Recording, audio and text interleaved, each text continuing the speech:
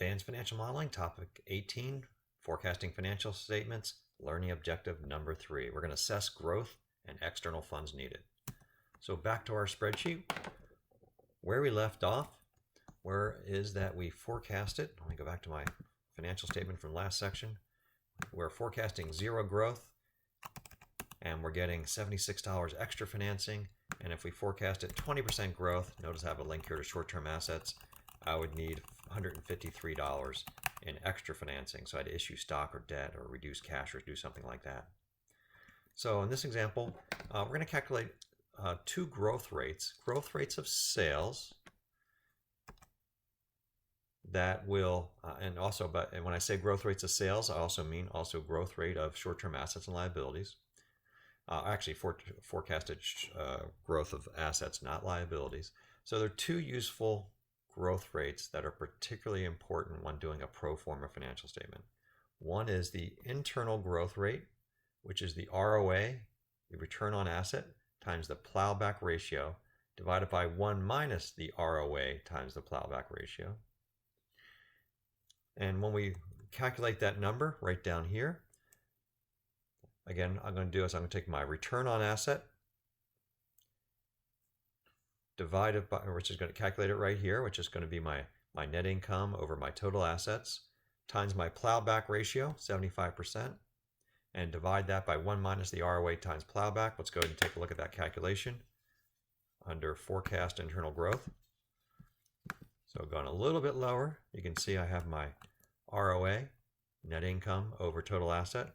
I have my plowback ratio, and if I calculate that, use that formula for internal growth, it gives me 6.03%. Now, if I take that 6.03% and I plug it into my sales growth, and that gets picked up here as my my short-term asset growth.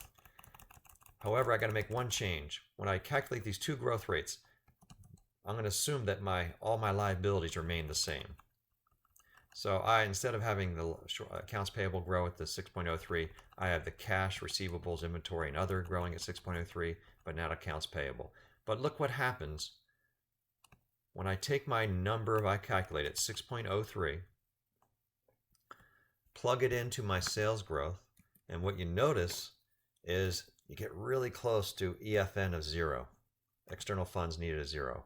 So the interpretation of internal growth, it is the growth rate in which you calculate that if you then grow your sales and short-term assets by that growth rate, you will not need any external financing, holding your payout constant.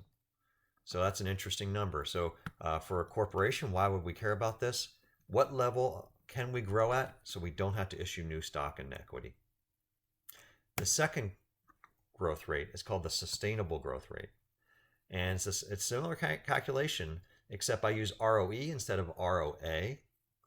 So my sustainable growth rate using ROE, your net income over equity, is 11.405. If I plug in the 11.405, let's try that. Next tab. If I plug in my 11.405, that's 11.41% as my sales growth rate, because that's the calculated sustainable growth rate. If I plug that in, whoops, wrong spreadsheet.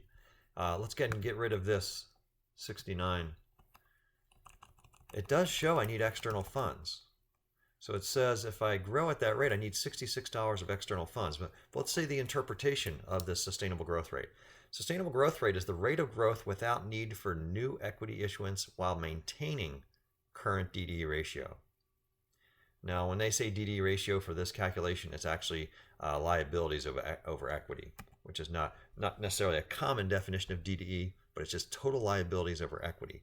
So I have a calculation here. Take total liabilities over my equity is 0.8 in 2019. So let's go ahead and put that 11.41% again in there, and we'll put these back to 0. And you see I need $65.68 of financing. And if you look at my ratio of my liability to equity, it's actually falling from 0.8 to 0.7. And the main reason is those retained earnings are increasing my equity value. So if I want to maintain my current DDE, I could issue more debt. So let's go ahead and issue an extra $66, let's go ahead and put the $65.86 in there. Looks like I have the second, I need to do a third pass on my financial statements. Let's go ahead and add another $2.97. And let's go ahead and add another 13 cents. And let's go add another penny. So it looks like I need to issue about $69 of debt to finance that 11% growth. But here's the magic of the sustainable growth rate. Notice that level of growth allows you to grow without issuing any stock, because it's a little more, it's kind of a painful process to issue some stock versus issuing debt, but it maintains my DDE ratio.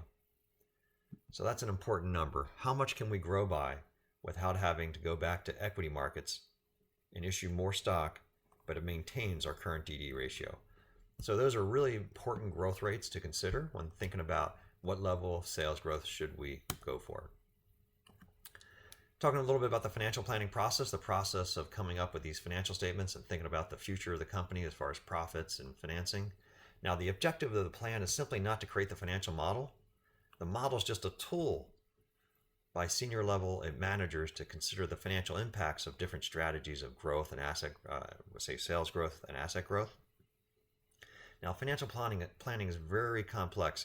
You know, maintaining this model and coming up with assumptions is a very complex process, requires lots of assumptions, but the alternative to doing this is just stumbling into your future. Now we're going to see how a plan and forecast affects cash flows in the next section.